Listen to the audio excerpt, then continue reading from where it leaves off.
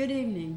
My name is Thurman Greco, and this is Let's Live, and this is the first of several shows which I am dedicating to my new book, which is entitled I Don't Hang Out in Churches Anymore. It's about hunger and miracles in America, and I've been working on this book. This book represents several years of it represents more than several years. In a memoir, your whole life is spent getting ready for the book, actually, even though you may not know it until that time. But this memoir covers the food pantry from about 2005 to about 2013. It is the first of two books about the food pantry and about hunger in America. And I'm on the editing part of the second book, which is entitled Unworthy Hungry. A memoir, and I say this, calmly, I went through reams and reams of paper. I crashed two computers. One of my copiers just flat out died from overuse. And I really got to know the bus driver between Woodstock and the New York Port Authority as I went down to writing classes every week, year after year after year. And I really got to know the roadway, the 87 between Woodstock and the Capitol. As I drove to Troy every week, Marion Roach Smith taught a memoir class there on Wednesday evenings, and I was there every week for way over a year in the middle of this whole thing. It's like I took a sabbatical from Gotham. For the longest time, I was trying to find something closer to home, and I just didn't. Gotham just offered a lot for me that I couldn't really find anywhere else. And I still haven't gotten the feeding the hungry out of my bones. I am devoting $5 of every copy of this book to feeding the hungry. And I've even got t-shirts. Somebody suggested that we do a t-shirt, so we've got t-shirts. And the books are selling for $16.99. And you can get them on my website, thurmangreco.com, through PayPal. I hope to be at Mowers Meadow at some point in the future. I am also going to be selling the books because I'm donating some Sunday afternoons throughout the year, one a month throughout the year, to the Woodstock Dog Park, and I will be selling them then. The next one that we're having is July the 8th, and that's on health and wellness for your pet. And that's at St. Gregory's Episcopal Church on Sunday, the 8th of July from 2 to 4. Then I'm going to be in August caring for the older pet. And then in September, reading your pet's body language. And in October, teaching children how to interact with unknown dogs. Then in November, I'm going to have a chakra balancing. I'm going to have a chakra class for your pet and you. And then in December, of course, we'll have a holiday event. And then we're going into the new year. So at each of these events, I am going to be doing two things. One is I've set aside a number of books of Healer's Handbook, which if purchased at St. Gregory's on one of these days, all of the proceeds will go to the Woodstock Dog Park, because the Woodstock Dog Park is a group of people who are maintaining the Woodstock Dog Park for the town of Woodstock, and we have no funds from the town at all. So if the dog park needs a new fence, we've got to find the money for it. If it needs new gravel, new paving, new whatever it needs, we've got to find the money for it. So I have committed to one afternoon a month for the Woodstock Dog Park and to a number of these books, the Healer's Handbook, and to the Healer's Handbook. And they will be on sale at the St. Gregory's on those one Sunday a month. And I am listing all of these classes that I'm giving for the dog park in the almanac, in their premier listings, so you can find them ahead of time every month, because I run something every week. But tonight we're here to discuss I Don't Hang Out in Churches Anymore. And this, I'm setting aside a number of these books for feeding the hungry. So for every copy of this book that is purchased, $5 is going to go into this jar. So, and this is very important. I have never become disconnected from the plight of the hungry.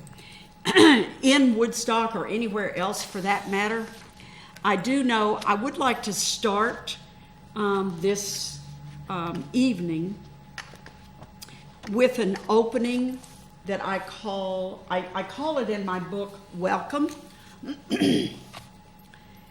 This book is about the people. Unworthy Hungry is more about the institution. It's more about what pantries are, what hunger is, the themes that people who are hungry encounter. This is just about the people. And it honors the people who were in the hallway that whole time that I was there. Whether they were shoppers or volunteers makes no difference. We were all in that line together. And it was such a dynamic time because our nation's economy tanked. And of course, people were in denial for the longest time. It was hard for people to understand that, yes, we really were broke. And so it's about those days in that pantry. It's about standing in that hallway in the winter with no heat. And the only heat that we had was from the body heat of the fellow people in the pantry. And of course, it's about standing in the hallway in the summer in 100-degree heat. And it's about, being out in the parking lot early and the hours. It's just about the people. So I'm going to start off this evening with a chapter from I Don't Hang Out in Churches Anymore. She had a backpack. He carried more of a knapsack. I saw them coming into the parking lot as they rode on bicycles. "Hi," I said in my most inviting tone. "Welcome to the pantry." They entered the pantry room, gently touched the food as if in a museum store. They picked up items and then put them back on the shelf when they wouldn't fit in the packs. It seemed we offered more than they could carry home. They finally agreed on what they could carry and headed off home, wherever and whatever that was. They came to the shop at the pantry many times after this first afternoon. I saw them riding their bicycles into the parking lot. This first visit was repeated over and over and over. They never were comfortable in the pantry room. Each visit was quiet voices and gentle touches as they finally agreed on what they could carry. They kept their story, themselves, and their lives separate and hidden away. I would have loved to know this couple better, but it was just not on their agenda. All I could do was continue to be a compassionate observer, hoping that one day they would be more comfortable with their situation and their trips to the pantry. So that's my welcome reading. This book, as with all memoirs, begins with the backstory, and that's with the parts of my life which influenced the decisions that I made in the food pantry. So I go back into my early life and I talk about things that happened to me and things that I saw. This is pretty general for a memoir. A memoir traditionally begins with the person talking about, how their childhood was influenced their decisions in the future and that thing. And of course, my particular situation was highly influenced by my grandmother. So I do have a chapter about my grandmother in there. And then we begin with the story, and you just heard the first chapter.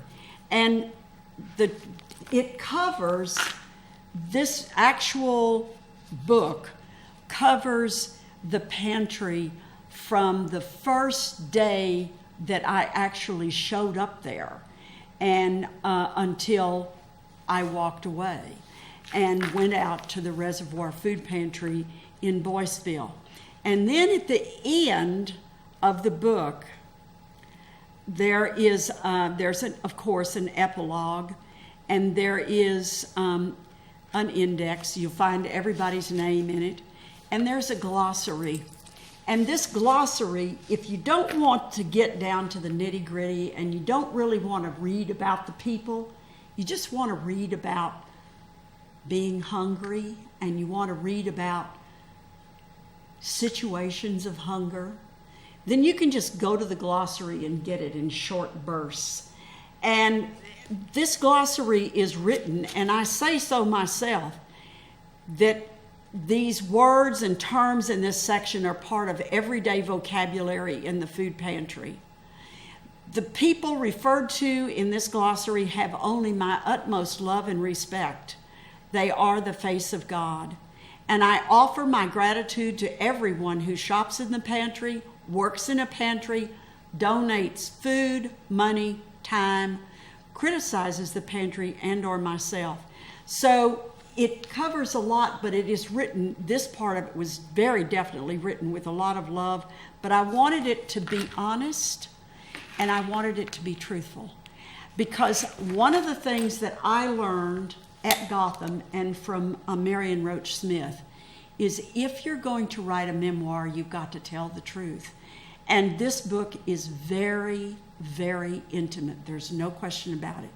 If you don't write an intimate, or I felt, if I didn't write the truth for me was very, very intimate. So this book was very intimate. That if I had left out the things that mattered to me, the book wouldn't have amounted to much. And then in the back, if you are in a reading club or in a book discussion group or whatever, I have a set of discussion questions which are very interesting. I also have an action guide at the very end, and a long list of acknowledgments, of course, and then the bio, and then a place where you can buy more copies of the book. So this is the book, and this tells us what is going to be of interest to you. And this is truly a very Woodstock story, because it took place in Woodstock. It took place, right off the village green. It took place, in the parking lot behind the church. It took place in the basement of the church. It took place of a lot. And I write about a lot of different things, but I also write mostly about the people. So we do go around some interesting things. I did talk something that was very big in the pantry that wasn't really in the pantry was the parking lot. And so I did write a short chapter about the parking lot. We've got to do something, Guy. Every week more people visit our food pantry than the week before. And once they find us, they return again and again. Yep, the parking lot's dangerous. There's going to be a wreck out here one of these days. Any suggestions? How about we put a volunteer out in the lot to direct traffic? What if we limit the shopping time in the pantry room again? We can give out maps showing where to find the other parking lots in town. This was a dangerous option because it would spread the pantry shoppers throughout Woodstock, enlarging our footprint. In desperation, we did everything. We put Tony Canistra in the parking lot to direct the traffic and pass out maps, and we limited the shopping time in the pantry room, and they kept coming, the hungry people. Nothing, not rain, not sleet, not snow, not 100-degree afternoons, Not a totally packed parking lot stopped them. They walked, they bicycled, they hitchhiked, they piled in cars, they rode the bus. They needed the food. So this tells the true story. And if you lived in Woodstock at that time, you're going to remember it in some way. You're either going to remember it as a person who shopped in the pantry, or as a person who saw all of the people come in on Wednesdays and Thursdays, or a person who had volunteered. Whoever you are, this event definitely affected you. And of course, during that time, we had many fundraisers given to us. And I do recall every one of these fundraisers because I totally loved each and every one of them. And we did raise a lot of money. And one of the things that I would like to talk about is the fact that even though the economy seems to be working and people seem to be making money and the stock market is just going crazy, even those things are happening. Every time we have a dip in the economy, call it a recession, call it a depression, call it whatever you want to. Every time we have one of these events, there's always a group of people that are left behind. There are always millionaires and gazillionaires that emerge from this because there are always people who figure out how to make their fortunes from this event.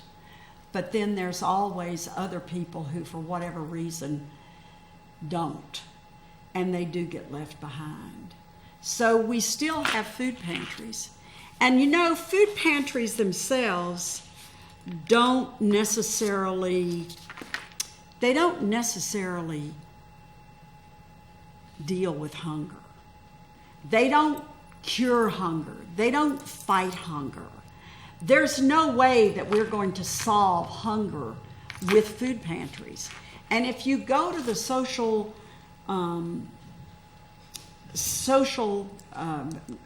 legislative part of a library, and you start reading books that are written by sociologists and historians and other people about hunger, you're going to find them all saying that a food pantry does not solve hunger, and it does not. All a food pantry does is feed people for 3 days a week. And that's if you can get to the food pantry and the food pantry serves the kind of food that you can eat. Coming to a food pantry for the first time is a real shock because many times your drop from shopping at Hannaford's or shopping at the ShopRite or shopping at, Sunflower, it's like an immediate thing. It's not like a slow decline. It's not like you're saying, well, our food is not doing real good. We better start watching our food budget. Quite often, people are shopping at the Hannaford's on Friday, and then they finally wake up the next Monday or Tuesday and realize they are flat broke. And so they manage, and this is the beginning of a spiritual event for these people. Because when you have been living your life as what you felt was normal, you've developed a persona, you've developed an attitude about how you're going to live, about what's right and wrong, about what's good for you, about what's not good for you. My children only have the best shoes. We drive nice cars. All of a sudden, you may find yourself without the house. And of course, once the house goes, then you lose everything.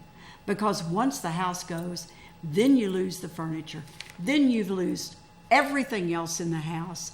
And that includes all of the art, all of the furnishings, all of the bedding, all of the pots and pans, all of the china, everything. And you are down to maybe the contents of 2 large, heavy-duty black bags, heavy-duty trash bags, and that's what you've got.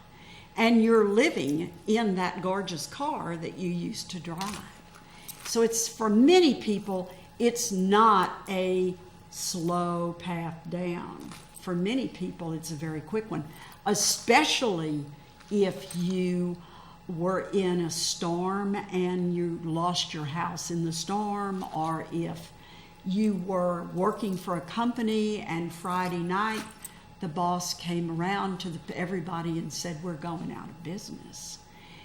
Every time we hear in the news or see in the news or read in the news about a company moving out, this week the news was all about Harley Davidson leaving this country. Well, those families that were working there for that company are now looking for a place to live. Those jobs have now gone to another country for whatever reason, and they're not going to take those Americans with them. Maybe the top management guy.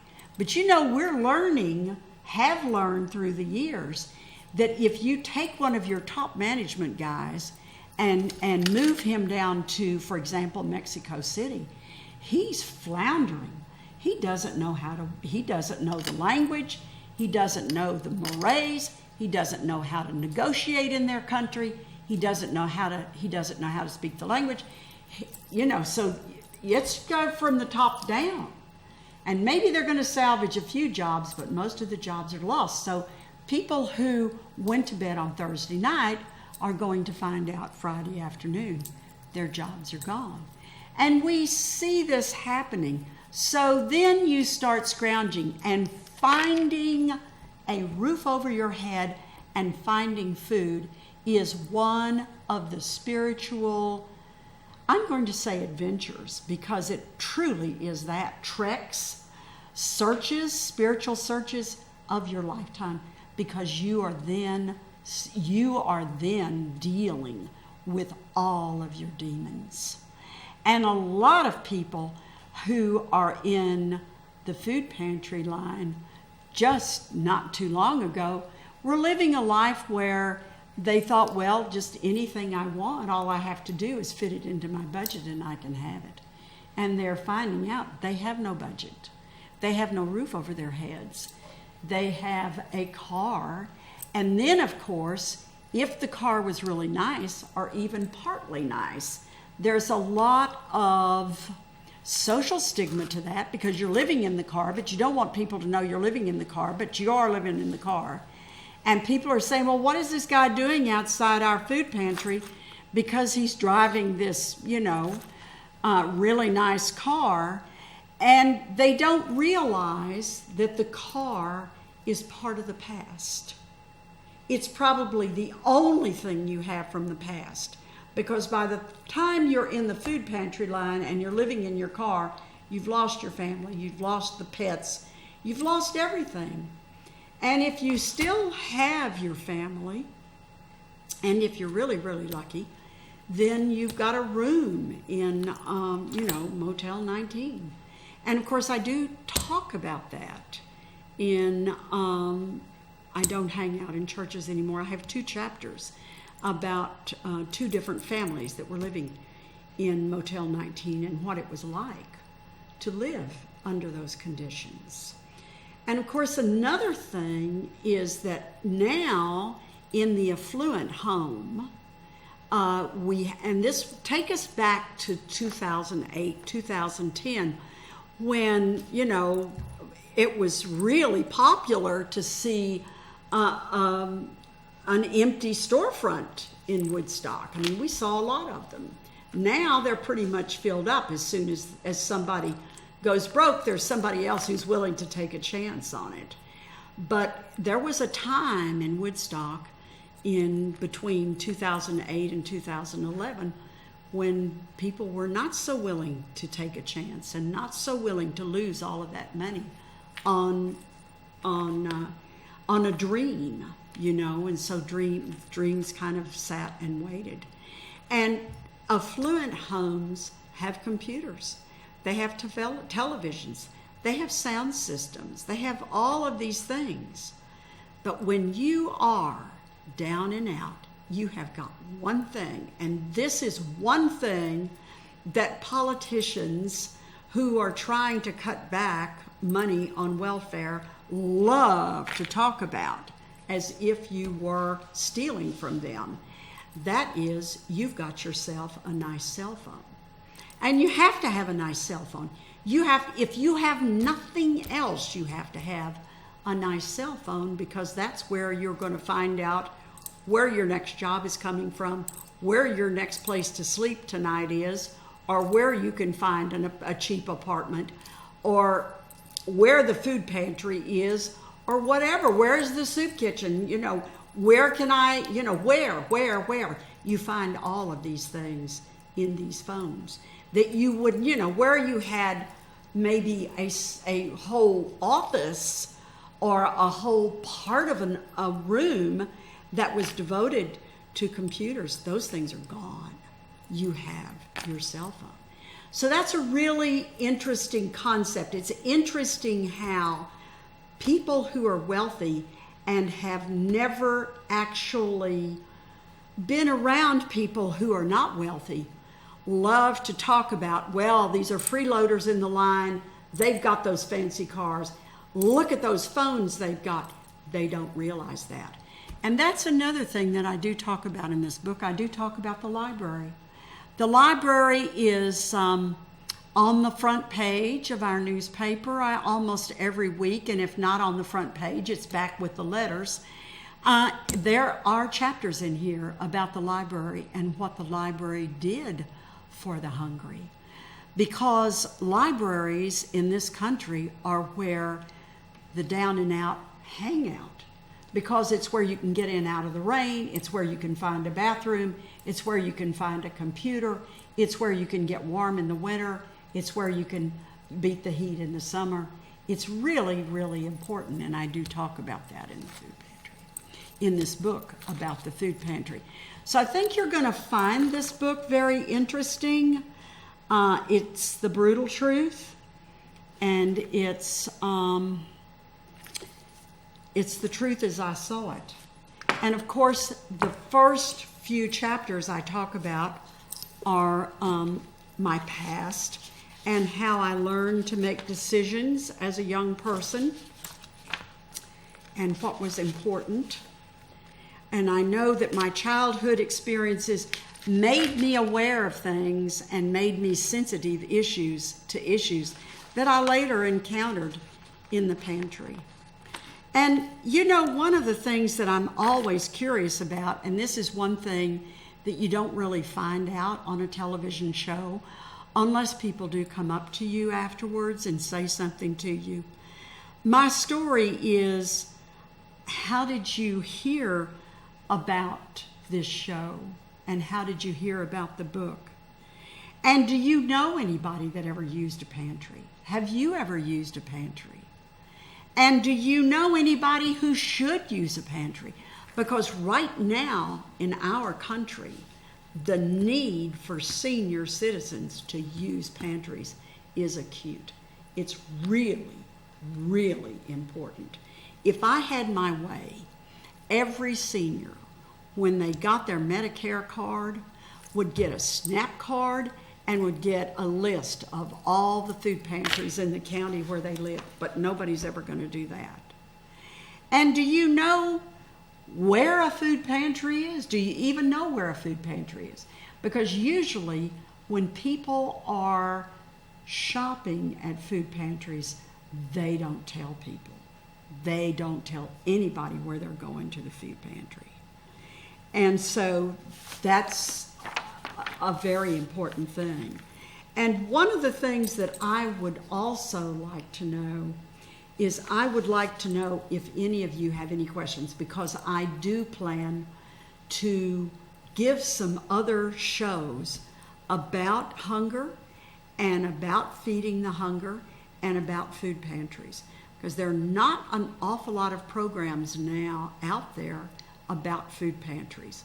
Right now, my book is the third book on the market in the United States about food pantries. Sarah Miles wrote one. She's actually written 3, but her memoir was more of a come to Jesus moment. She's a born again Christian, and she approached her religion through feeding. So when she feeds her people in the food pantry in the St. Gregory's of Nicaea in San Francisco, she feeds right from the altar, which is an amazing thing. There is another food pantry in Chicago, and I cannot remember the name of that food pantry. And then there is another food pantry. It's not a food pantry book. It's a book about homelessness and hunger called Under the Overpass, written by a young man by the name of Jankowski. He is also a born-again Christian, and he spent several months on the road as a homeless person, and definitely has some things to talk about homelessness. And I do talk about homelessness both in this book and in the coming book, Unworthy Hungry. I talk about the themes of homelessness and how homelessness and mental illness work together. I definitely talk about that in Unworthy Hungry. We don't have enough money to take care of the illnesses, the mental illness and the mentally ill people in our country. So they end up homeless. And of course, not everyone who is homeless is on a street with a tin cup. Many, many people who are homeless are in jobs. When you go to a big box store and you see somebody wearing a vest, chances are pretty good that a percentage of those people wearing those vests do not have a home. And you say to yourself, well, how can that be? Well, just because you're sofa surfing in somebody else's home doesn't make you not homeless. You are homeless when you are sofa surfing in somebody else's home. You are homeless when you are spending the night in the back end of your pickup. You are homeless when you are camped out at the park, as many homeless people are. And you can go to work. They are proud of their jobs. They work very, very hard to keep their jobs. They just simply do not have enough money, and there are not enough places to rent in this area. Rent is very, very expensive, and it's very hard to come by. I have a friend who is looking for a place. She wants to be within 20 minutes of Woodstock because her income is in Woodstock, and she wants to be within 20 minutes. I don't know of any places. There are no places.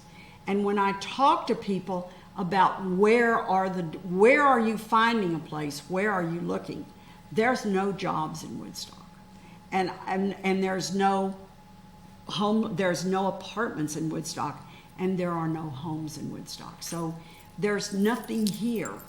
They've got to go elsewhere. There's not enough industry here to support the people. So it's a really difficult situation. I know that fear is in this book, but it's very, very delicate. It doesn't get on the front page until Unworthy Hungry. In this book, you can read this book and not even know about the fear. In this book, fear is like the wind. It's everywhere, and yet it's hard to even notice. You can at times feel it as it blows through a window. You can see it in the rustle of the curtain. You can see it as a tumbleweed bush blowing down a road. Even so, you still don't know what fear looks like. And so there is a lot of fear in this book, because fear of hunger, you cannot get away from fear of hunger. And so even though many of the conversations, there are a lot of conversations in this book which took place when I was a child and as a young woman, but they have direct relevance to what is happening now, and they have direct relevance to my own decisions that I made in the pantry. And I know that I have several things. One of the things that had a lot of influence, I remember this, and I don't know why I remember it, but my grandmother focused on the people.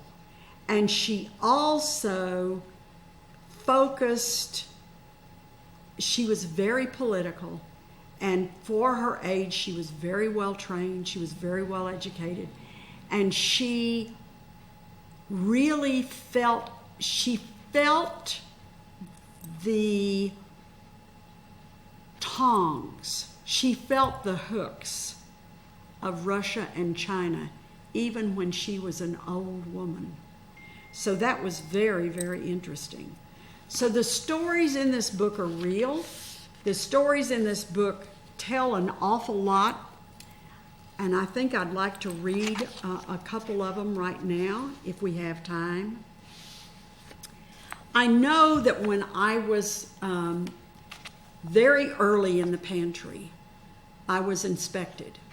And the pantry was inspected, and it was a surprise inspection, and I did not know which way the door was opening. I knew nothing. This man showed up, and he was in a state of New York car, and he had driven down from Albany because of a complaint about the pantry. And he came in and he wanted to talk to me, and he realized right away that I really hadn't been doing this very long. And he spent about 2 hours with me. And one of the things that he learned right away was that I wasn't asking an awful lot of information from the people. And he said, that's fine. He said, you don't have to. All you need to know is how many people are in their family, and how many people are coming to shop, and how many people are they getting food from. And we divided it up by children, adults, and seniors. And I didn't ask much beyond that, because I realized that many of these people were embarrassed. It was early in the Depression. Many of these people were embarrassed by where they were and why they were there. And I also realized that this embarrassment was something that they needn't endure. They had to endure the 1 hour wait. I couldn't get around that. I couldn't stop that. But I could stop the embarrassment of having to show pay stubs and electric bills and children's birth certificates and things like that. But the hungry are on a path which can be challenging for them, and being seen in the pantry by an outsider only makes things more difficult. This memory of Maria Talamantes kept me from asking the shoppers a lot of questions in the pantry line. I remember how she didn't like having attention focused on her as she stood in front of the class. I saw the same dynamic in the pantry line, so I did what I could to make things easier for the shoppers. And this memory made sure that we limited the questions to the person's name and the number of seniors, adults, and children in the household.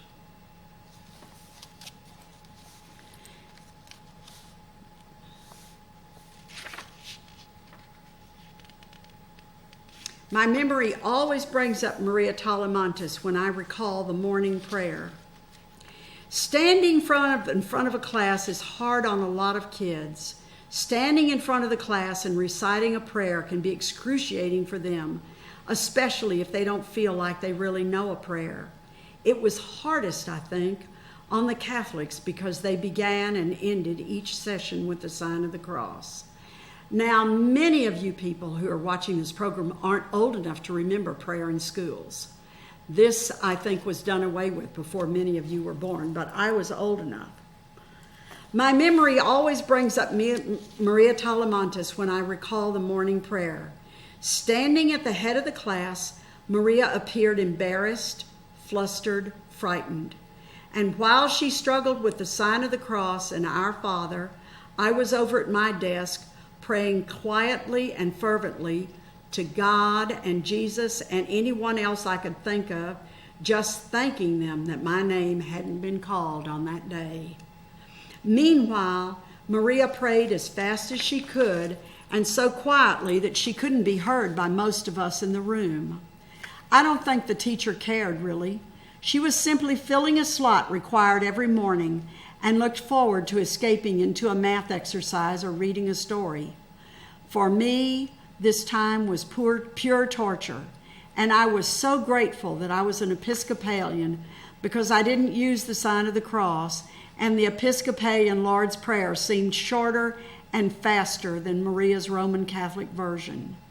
As these morning prayers happened in the school, I had no notion that Maria's experience would have on me in the pantry decades later, or that this memory would even be so strong as I stood in the pantry room week after week after week.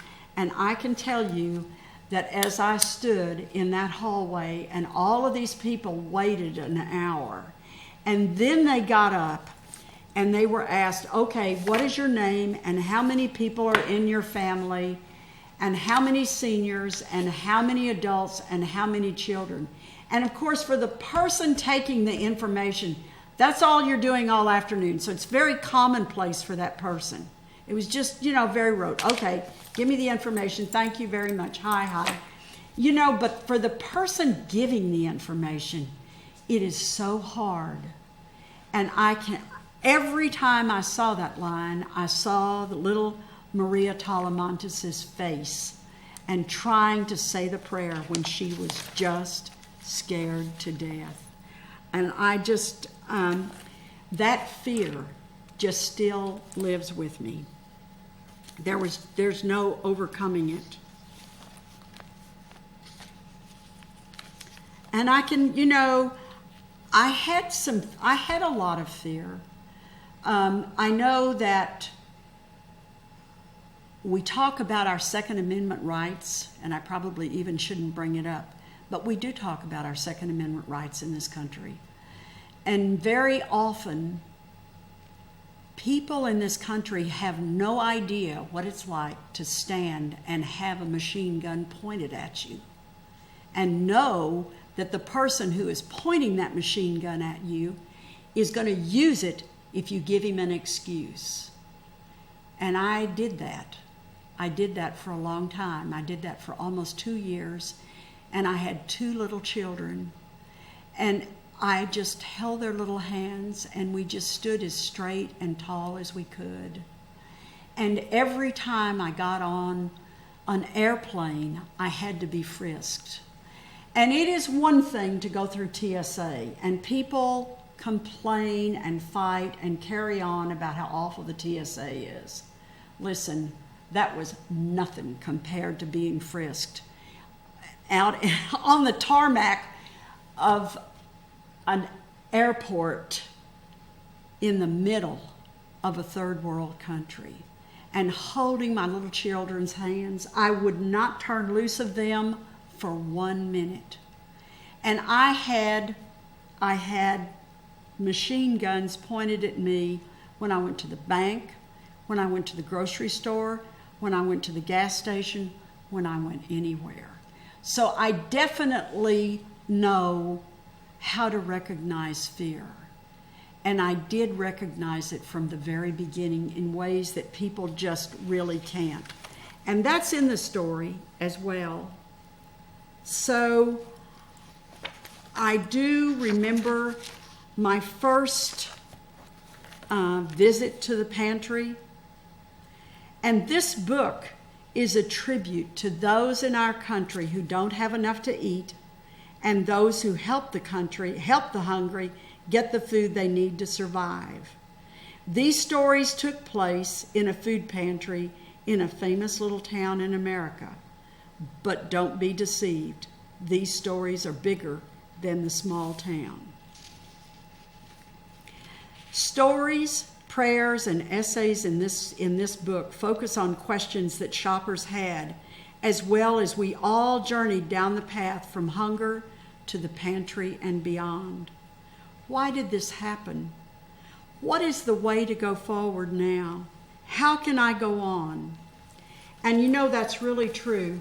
So many people, not so many, a good percentage of the people in the food pantry go to sleep one night and they wake up the next morning and they're poor and they're down and out. And they have to adjust to a new way of living, a new way of surviving. And they don't even know the language.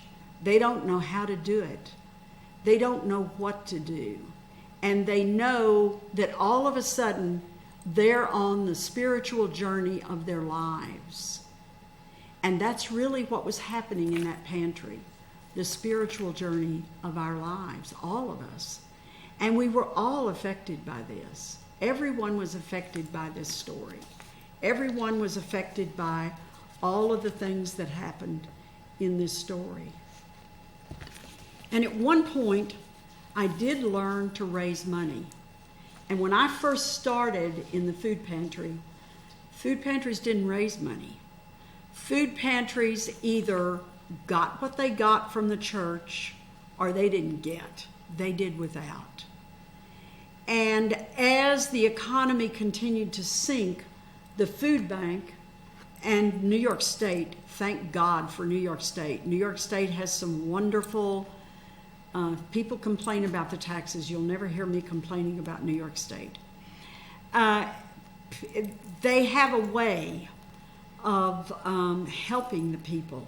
And very soon in the game, the food bank began to give classes in how to raise money. And of course, that was a totally new concept to a lot of people. And I went to one of the classes and I didn't know quite what to think. And I thought about it a little while. And I came back home and I kind of thought about it some more. And I realized that I really didn't know how to raise money. So I did a couple of three things. The first thing I did was I contacted Rupco. And of course, Rupco had a really bad reputation then, but I couldn't think of any other group of people that was kind of neutral in this area that knew how to raise money. And they very quietly gave me some classes in how, and several of us on the board, and several of us in the pantry, they gave us some classes in how to raise money. And of course, not everybody on the board, not everybody in the pantry was with me. But the food bank had taught me and managed to convince me, rightly so, that we were going to need some money. We were going to need some money because we were going to have a lot of people to feed. And the numbers were going to grow, and the numbers did grow. And even if we hadn't had the money and we hadn't had the food, the numbers would still have been there. So I went to Roe, and I dipped into my savings, and I went up to Roe, and I took a class from Kim Klein. Kim Klein is the guru of fundraising for nonprofits, and she gives one class a year at Roe. And I took that class, and I came back. And this is exactly how I did it. All the secrets, everything, this is how I raised the money. And I managed to raise enough money to do everything our pantry needed to do when I was there. And the numbers grew astronomically. We produced a mailer. I turned my dining table at home into a mailing factory with willing volunteers at the table almost every day of the week for seemingly months on end. They formed an assembly line as they addressed and stuffed envelopes. This effort was labor-intensive, but worth every minute every volunteer put into the project. We had a system. We knew we could put 4 pages in an envelope without raising the postage, so every envelope had an appeal letter, an enclosure page, and a smaller self-addressed envelope for the donation. All envelopes were addressed by hand. No labels of any kind were ever used. We did use a return address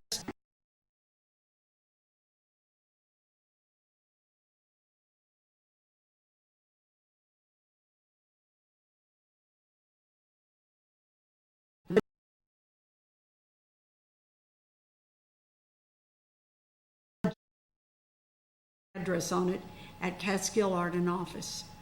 We had no expensive letterhead. Checks came in from all over the country responding to the appeal letters. Finally, a personal thank you note with another enclosed self-addressed envelope was sent within a week after the donation arrived.